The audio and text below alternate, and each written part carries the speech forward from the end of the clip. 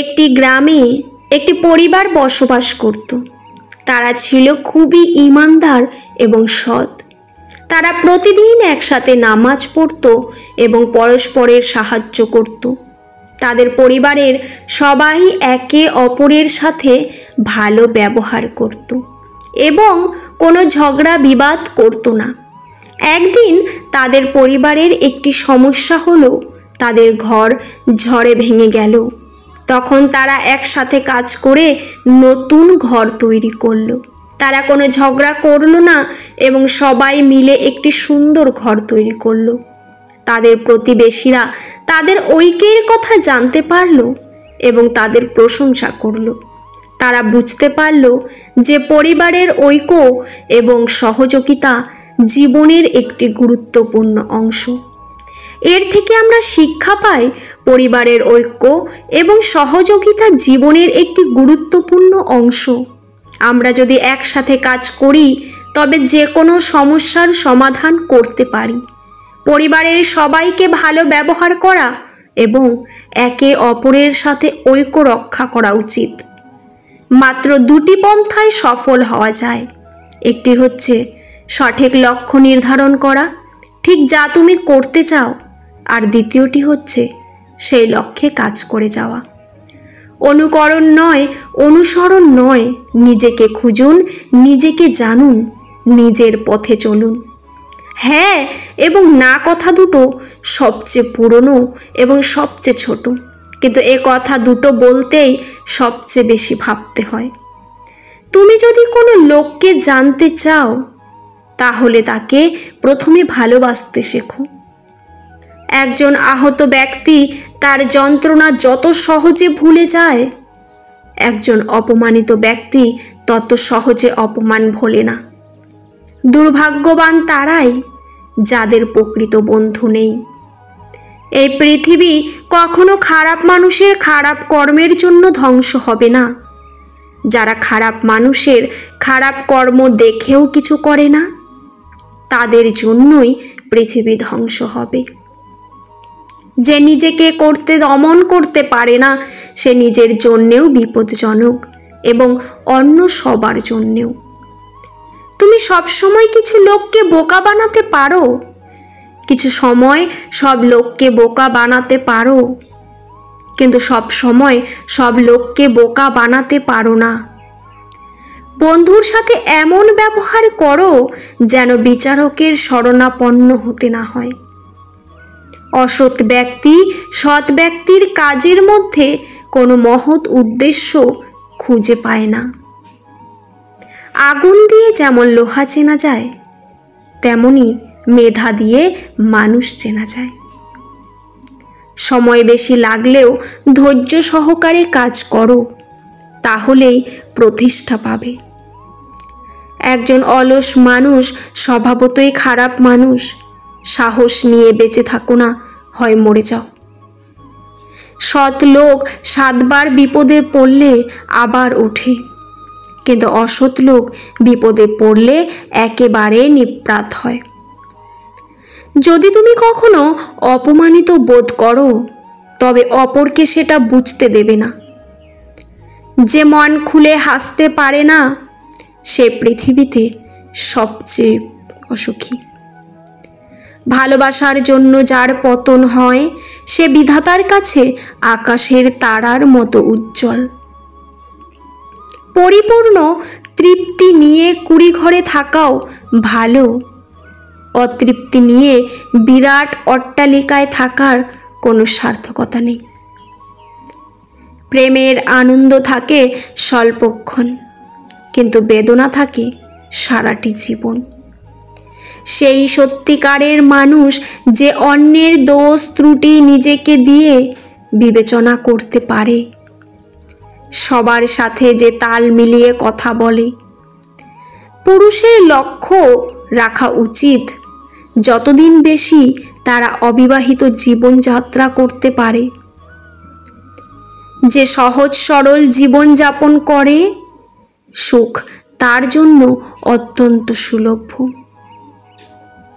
বন্ধু হচ্ছে দুটি হৃদয়ের একটি অভিন্ন মন। যেসব দৃশ্য আমরা খুব মন লাগিয়ে দেখতে চাই, সেসব দৃশ্য কখনো ভালোভাবে দেখতে পারি না। সেই সব দৃশ্য অতি দ্রুত চোখের সামনে দিয়ে চলে যায়। ভাগ্য বলে কিছুই নেই, প্রত্যেকের চেষ্টা ও যত্নের ওপর তা গড়ে ওঠে। সাফল্যের 3টি শর্ত: অন্যের থেকে বেশি জানুন, অন্যের থেকে বেশি কাজ করুন, অন্যের থেকে কম আশা করুন। চন্দ্রের যা কলঙ্ক সেটা কেবল মুখের ওপরে, তার জ্যোৎস্নায় কোনো দাগ পড়ে না। মৃত্যুর যন্ত্রণার চেয়ে বিরহের যন্ত্রণা যে কতটা কঠিন, কত ভয়ানক, তা একমাত্র ভুক্তভোগী অনুভব করতে পারে। জীবন হলো পেন্সিলে আঁকা এক ছবির নাম, যার কোনো অংশ রাবার দিয়ে মুছে ফেলা যায় না। ছেলেরা ভালোবাসার অভিনয় করতে করতে যে কখন সত্যি সত্যিই ভালোবেসে ফেলে, তারা তা নিজেও জানে না। আর মেয়েরা সত্যিকারের ভালোবাসতে বাসতে যে কখন অভিনয় শুরু করে, তারা তা নিজেও জানে না। বিরক্তিকর কোনো মানুষ ফ্রড হতে পারে না। পৃথিবীতে ফ্রড মাত্রই ইন্টারেস্টিং ক্যারেক্টার হয়। প্রেম হয় শুধু দেখা ও চোখের ভালো লাগা থেকে। রাগ থেকে প্রেম হয়, ঘৃণা থেকে প্রেম হয়, প্রেম হয় অপমান থেকে, এমনকি প্রেম হয় লজ্জা থেকেও। প্রেম আসলে লুকিয়ে আছে মানব সম্প্রদায়ের প্রতিটি ক্রোমোসোমে। একটু সুযোগ পেলেই সে জেগে ওঠে। একজন সুন্দর আকর্ষণীয় রমণীর পাশে 2 ঘন্টা বসে থাকুন, দেখবেন সময় উড়ে চলে গেছে। এবার গ্রীষ্মের গরমের মাঝে রাস্তায় 2 মিনিট হাঁটুন, মনে হবে আপনি অনন্তকাল ধরে হাঁটছেন। আমি সবসময় পরীক্ষার বিরোধিতা করি। পরীক্ষা শিক্ষার্থীদের জানার আগ্রহকে মেরে ফেলে। শিক্ষার্থীর জীবনে কোনোভাবেই 2টির বেশি পরীক্ষা নেওয়া উচিত নয়। আমি হলে শিক্ষার্থীদের জন্য সেমিনার আয়োজন করতাম। শিক্ষার্থীরা যদি মনোযোগ দিয়ে শুনতো, তাহলেই আমি তাদের ডিপ্লোমা দিয়ে দিতাম। যখন তুমি মারা যাবা, তখন তোমার ব্যাংকে যে পরিমাণ টাকা থাকবে, সেটা হলো ওই টাকা যা তুমি তোমার প্রয়োজনের চেয়ে অতিরিক্ত কাজ করে আয় করেছ। ভীরুরা তাদের প্রকৃত মৃত্যুর আগেই বহুবার মরে, কিন্তু সাহসীরা জীবনে মাত্র একবারই মরে মৃত্যুর স্বাদ গ্রহণ করে থাকে।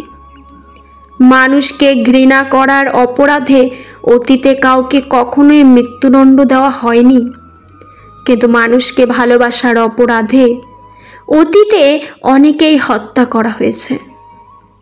ভবিষ্যতেও হয়তো হবে। পাখি উড়ে গেলেও পলক ফেলে যায়, আর মানুষ চলে গেলে ফেলে যায় স্মৃতি। এই পৃথিবীতে প্রিয় মানুষগুলোকে ছাড়া বেঁচে থাকাটা কষ্টকর, কিন্তু অসম্ভব কিছু নয়। কারো জন্য কারো জীবন থেমে থাকে না, জীবন তার মতোই প্রতিবাহিত হয়। তাই যেটা ছিল না, সেটা না পাওয়ার থাক। সব পেয়ে গেলে জীবনটাও একঘেয়েমি হয়ে যায়। মনে রেখো, পৃথিবীর সকল কষ্টই ক্ষণস্থায়ী। পৃথিবীতে আনন্দ এবং দুঃখ সবসময় থাকবে সমান সমান। বিজ্ঞানের ভাষায় কনজারভেশন অফ আনন্দ। একজন কেউ চরম আনন্দ পেলে অন্যজনকে চরম দুঃখ পেতে হবে। কাউকে প্রচণ্ডভাবে ভালোবাসার মধ্যে এক ধরনের দুর্বলতা আছে। নিজেকে তখন তুচ্ছ এবং সামান্য মনে হয়। এই ব্যাপারটা নিজেকে ছোট করে দেয়। নিজের সার্টিফিকেট নিজেই দিও না। খেয়াল করে দেখো যে সবাই তোমাকে কি ভাবে, তাদের কাছে সার্টিফিকেট নাও। নিজের সমালোচনা করেই দেখো না। শুদ্ধ হওয়া কঠিন কিছু না। ভিডিওটি ভালো লাগলে চ্যানেলটি সাবস্ক্রাইব করে পাশে থাকবে। পুরো ভিডিওটি দেখার জন্য আপনাদের অসংখ্য অসংখ্য ধন্যবাদ। ভিডিওর শেষে জয় শ্রীকৃষ্ণ লিখতে ভুলবেন না। ভালো থাকুন।